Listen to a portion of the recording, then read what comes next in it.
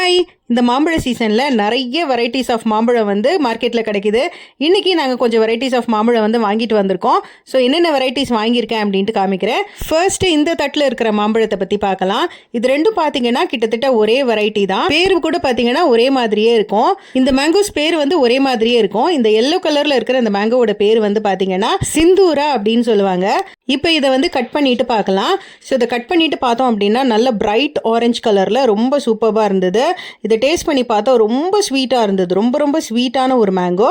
இந்த ரெட் கலரில் இருக்கிறது பார்த்தீங்கன்னா சிந்தூரி அப்படின்னு சொன்னாங்க. அது வந்து சிந்தூரா, இது வந்து சிந்தூரி. இதுவுமே பார்த்தீங்கன்னா கட் பண்ண நல்ல பிரைட் ஆரஞ்சு கலரில், டேஸ்ட்டில் வந்து ரொம்ப வித்தியாசம்லாம் இல்லை, ரொம்ப ஸ்வீட்டாக சூப்பராக இருந்தது. அடுத்து இந்த வெரைட்டி பார்க்கலாம். இதுக்கு பேர் வந்து பார்த்தீங்கன்னா ரஸ்புரி அப்படின்னு சொல்கிறாங்க. ஸோ இதை கட் பண்ணிட்டு பார்த்தோம்னா இதுவுமே நல்ல பிரைட் ஆரஞ்சு கலரில் இருக்குது. பார்க்குறதுக்கு அப்படியே சின்ன சைஸில் சிந்தூரா மாதிரியே இருக்கும். பட் அதோட டேஸ்ட்டில் வந்து நல்ல டிஃப்ரென்ஸ் இருக்கும். இது வந்து பார்த்தீங்கன்னா கொஞ்சம் புளிப்பு டேஸ்ட்டில் இருக்கும். சிந்தூரா பார்த்தீங்கன்னா ரொம்ப ஸ்வீட்டாக இருந்தது, இது கொஞ்சம் புளிப்பாக இருந்தது.